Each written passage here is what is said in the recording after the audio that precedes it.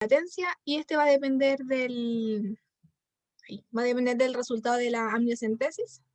Por ejemplo, si hay sospecha de infección, se dan los antibióticos que son de amplio espectro, como la clindamicina, 600 miligramos cada 8 horas por vía venosa, por 7 días, gentamicina y la eritromicina.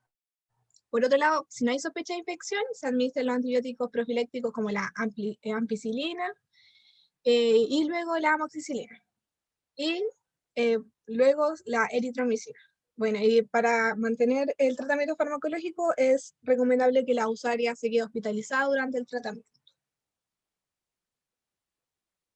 Muy bien. Ya, entonces ahí hablaron un poquito sobre los antibióticos. Recuerden revisar la guía que les dejamos, cómo se preparan los medicamentos, etcétera. Ya, cómo se administran, que es súper importante que lo manejen. Como dijeron sus compañeras, ahí es súper importante porque ustedes pudiesen hacerse después cuando revisen más en detalle el tema y decir, bueno, si están contraindicados los tocolíticos en la RPM, ¿por qué le pusieron tocolítico? Y ahí lo que conversamos era que esta paciente había que trasladarla, ¿cierto? Y estaba con dinámica uterina. Entonces, para que nos dé tiempo para el traslado, dado que tiene dinámica uterina, se puede utilizar en este caso esta tocólisis que, como bien pusieron sus compañeros, se puede hacer con nifedipino, 20 miligramos cada 20 por 3 dosis. ¿Ya? Bien, la siguiente. Ya, el plan de matronería a partir del diagnóstico. En primer lugar, la usuaria como presenta actividad uterina, el objetivo es disminuirla y para prevenir el parto prematuro en este hospital de baja complejidad, que no está preparado para atenderlo. Entonces, para eso se evalúa la administración de tocolíticos, como dijo mi compañera. También se debe comenzar el tratamiento de antibióticos para prevenir el parto prematuro y de esta forma aumentar el periodo de latencia y además prevenir la infección. También se debe gestionar el traslado a un hospital de mayor complejidad que cuente con un equipo y el personal especializado para atender este tipo de partos que se puede presentar, y además debemos educar a la usuaria respecto a los riesgos de la rotura prematura de membrana que presenta y también informar a ella y a su familia respecto a los tratamientos que se indican. Muy bien.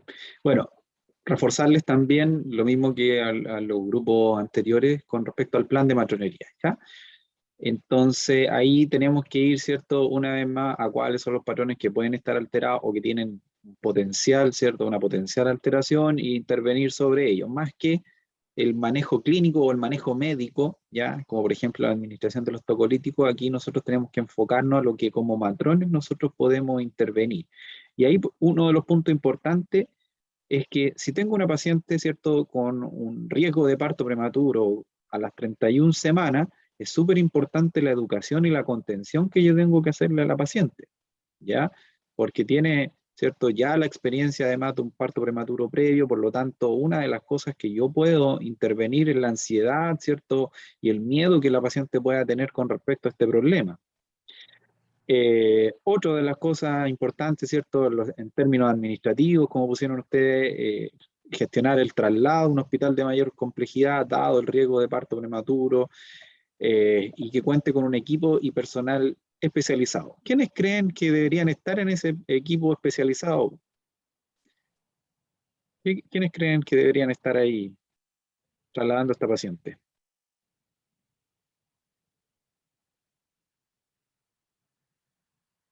Un médico y una matrona. Ya. Normalmente, dependiendo también de qué es lo que puede hacer cada uno de ellos, ¿ya? El riesgo aquí, ¿cierto?, es que la paciente tiene una RPM y sabemos los riesgos que puede tener con respecto, no sé, pues, mayor riesgo del parto, etcétera. Generalmente este tipo de traslado se hace con la matrona, ¿ya? Sobre todo si estamos hablando de un hospital de baja complejidad en que a lo mejor hay un solo médico y una sola matrona de turno, entonces ahí no podemos mandar a todo el personal al traslado, ¿ya? Generalmente basta con una matrona, ¿ya? Y un TENS. Probablemente si hay que hacer algún procedimiento durante el traslado, por ejemplo, no sé, un TAC, instalar una vía venosa, de urgencia, etcétera, y ojalá que vaya una matrona y un TENS, ¿ya? Así que eso, estos traslados son más o menos frecuentes de ver en la práctica clínica. Incluso eh, a mí me ha tocado hasta trasladar pacientes del sistema privado, donde uno también se puede ganar hasta algunos ingresos extra por trasladar pacientes. Me ha tocado ir a Santiago, a Concepción, y es una de las labores que nosotros podemos cumplir, estos traslados de urgencia que pueden ser por parto prematuro. Generalmente son partos prematuros, ¿ya? Eh, no estábamos grabando, así que se me había olvidado, disculpen. Pero como para que queden las ideas con respecto a este caso, se trata de una paciente con RPM de pretérmino, en que el manejo está orientado a lograr trasladar a esta paciente y iniciar el manejo para aumentar el periodo de latencia. Para eso se administran los antibióticos, ¿cierto? Corticoides para iniciar la maduración pulmonar y también, como habíamos dicho, iniciar tocolíticos solamente porque queremos, ¿cierto?, llegar al traslado, solamente por eso, ¿ya? Pero normalmente no se usan tocolíticos en la rotura prematura de membrana. Vamos con el último caso. Ya, profe, comparto el tiro pantalla.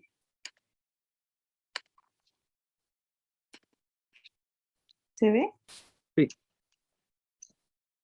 Ya, bueno, en este caso tenemos una gestante que está en la unidad de preparto y que fue ingresada hace 4 horas. Además, esta gestante tiene 16 años de edad y como diagnóstico es primigesta adolescente, tiene un embarazo de 39 semanas, tabaquismo, un mal control prenatal, rotura prematura de membranas y el trabajo de parto se encuentra en fase activa. El motivo de la consulta es porque está perdiendo líquido incontenible por los genitales hace 20 horas y está con contracciones uterinas hace 3 horas. Y como antecedentes mórbidos personales no presenta, antecedentes mórbidos familiares tampoco, quirúrgicos tampoco, no es alérgica y dentro de su hábito está que consume 4 cigarrillos diarios. Antecedentes gineco-obstétricos, no hay antecedentes que sean relevantes. Y como signos vitales tenemos que la presión arterial es de 126 sobre 78 milímetros de mercurio, la frecuencia cardíaca es de 110 latidos por minuto y la frecuencia respiratoria de 25 respiraciones por minuto y la temperatura axilar de 38,6 grados Celsius y un EVA de 8 sobre 10. Dentro del examen físico se destaca que la gestante está muy quejumbrosa, tiene la piel pálida y sudorosa. Y en el segmentario no hay hallazgos relevantes. En el examen obstétrico, la altura uterina es de 37 centímetros, la dinámica uterina de 4 sobre 25, ¿esos son minutos? Segundos. ¿Segundos?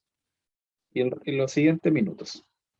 Sí, el útero está sensible a la palpación, el feto se encuentra en presentación cefálica, dorso izquierdo, presentación insinuada en la pelvis, latidos cardiofetales 170 latidos por minuto y movimientos fetales positivos. Inspección genital, a la maniobra de Valsalva se observa la salida de líquido amniótico turbio de mal olor.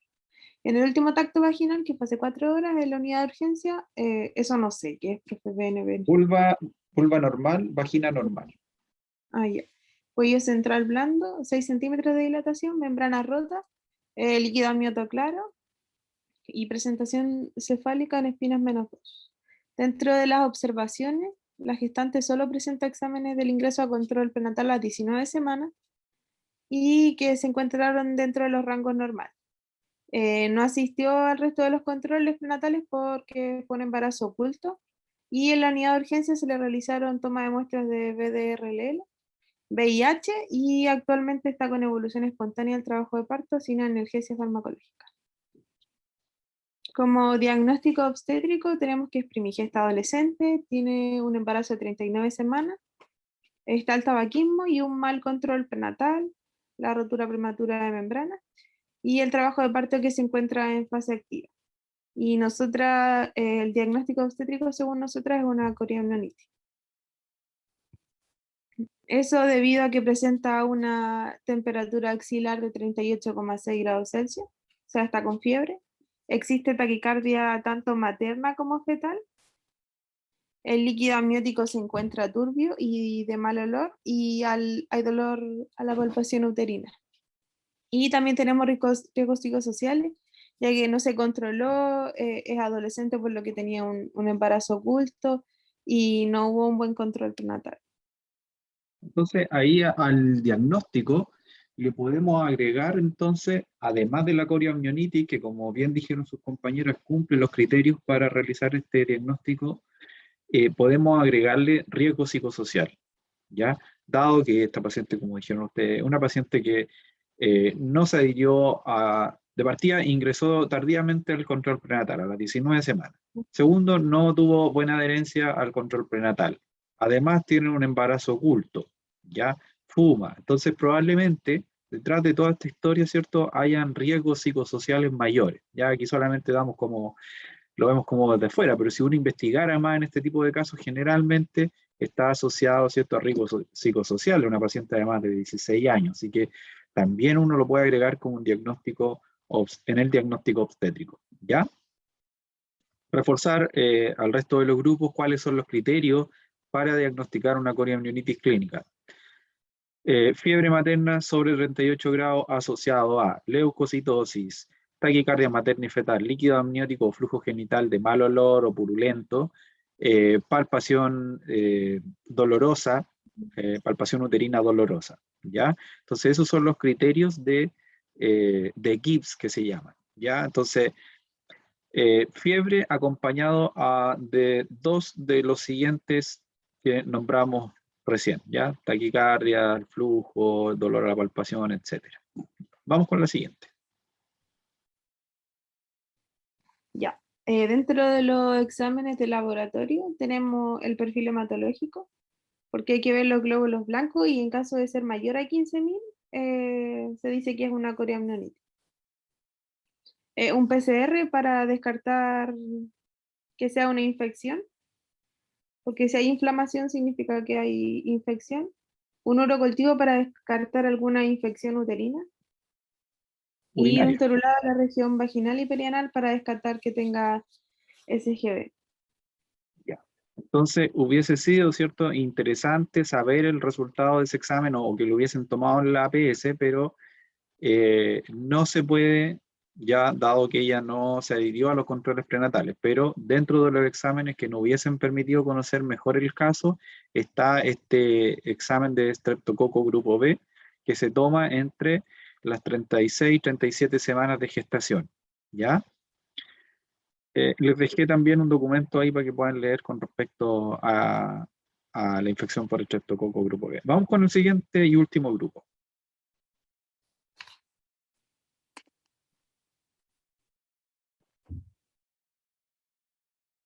Ya, profe.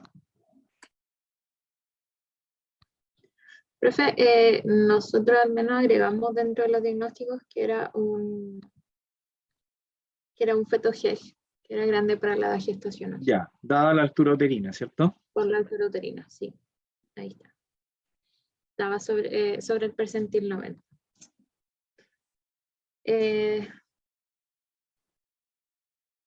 Dentro de los del manejo médico pusimos profilaxis antibiótica. ¿Se ve o no? Sí. Yo no veo nada. Espérenme. Ahí sí. Profilaxis antibiótica con ampicilina 2 gramos cada 6 horas, intravenosa. Eritromicina 500 miligramos vía oral, más eritromicina 500 miligramos vía oral cada 6 horas por 48 horas. Y si mejora, se da amoxicilina 500 miligramos cada 8 horas vía oral, más eritromicina de 500 miligramos vía oral cada 8 horas por 5 días para completar la profilaxis por 7 días. Y administrar anestesia para el dolor, ya que tiene un EVA de 8 de 10. El otro grupo, ¿qué puso en el manejo médico o el manejo clínico del caso? Que teníamos lo mismo, lo de la ampicilina y la prueba de trabajo de parto. Y en caso de fracasar, que había que realizar una cesárea. Y aquí se nos confunden un poquito los esquemas antibióticos. Recuerden, hay un esquema antibiótico que es para prolongar el periodo de latencia en la RPM de pretérmino, donde se usa AMPI por 48 horas, luego se cambia por amoxicilina hasta los 7 días, acompañado de eritromicina. Pero en este caso, el tratamiento está orientado al tratamiento de la coriomionitis, y generalmente lo que se utiliza, ¿ya?, es la ampicilina, que en este caso ya debiese haberse estado administrando. ¿Por qué? Porque esta paciente tiene una RPM mayor a 18 horas, ¿ya? Entonces, debiese haberse empezado a administrar la profilaxis para estreptococo, y una vez que se diagnostica la coriomionitis se le agrega gentamicina. Entonces, AMPI o penicilina asociado a gentamicina, que son 160 o 240 miligramos intramuscular cada 24 horas, hasta el parto. ¿Ya? Ese es el esquema que más se utiliza. Ahora, dado que la paciente está con dolor, como bien pusieron sus compañeras, hay que administrar analgesia o algún método de analgesia para disminuir el dolor. Y dado que tiene una coriomionitis, hay que interrumpir el embarazo, ¿cierto? Ojalá dentro de las siguientes 6 horas, ¿ya? Y ya que está con 6 centímetros, se puede iniciar una prueba de trabajo de parto para ver, ¿cierto?, si puede tener parto vaginal. Idealmente parto vaginal en este caso, ¿ya? Si hubiese estado, por ejemplo,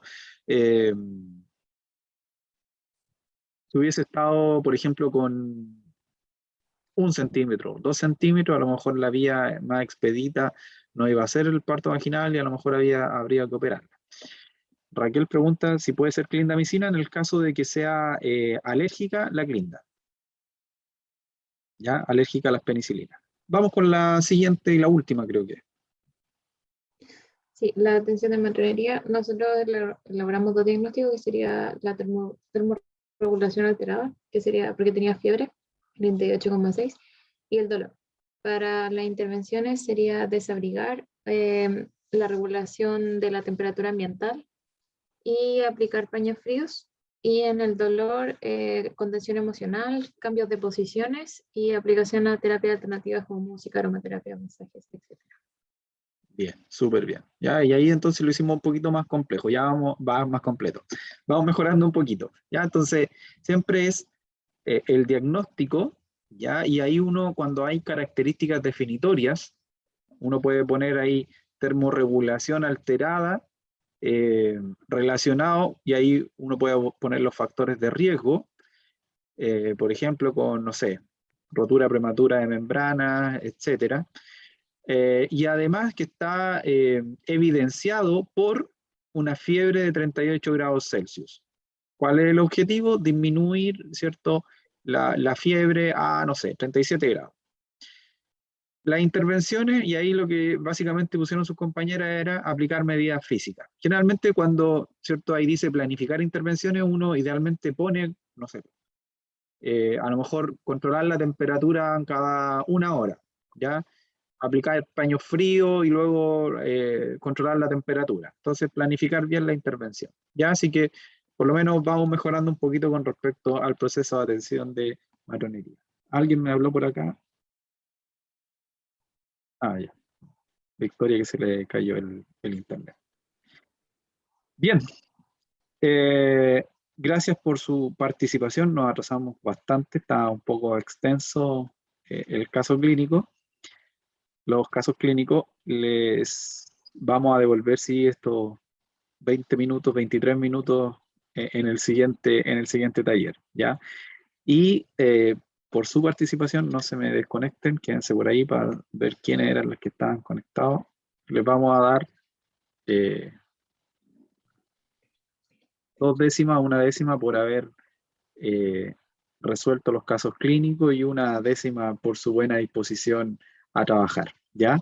Así que en la siguiente prueba yo los tengo aquí identificados quienes participaron. Profe, es que la compañera, la Maricel, se tuvo que salir porque tenía que salir urgente. Pero Ya, ahí estuvo la la anotamos clase. entonces, ¿ya? Ya. Que ella me acuerde después. Ya. Así que nos estamos viendo la siguiente semana, ¿ok? Recuerden responder el foro que les dejé en el Educandus. Sí, Chao, que profe. estén Profe, bien. una consulta. ¿Cómo Diga. se responde ese foro? Es que en ningún lado dice así como responder o dejar una respuesta. Sí, igual revisé y no sale para agregar algo al foro.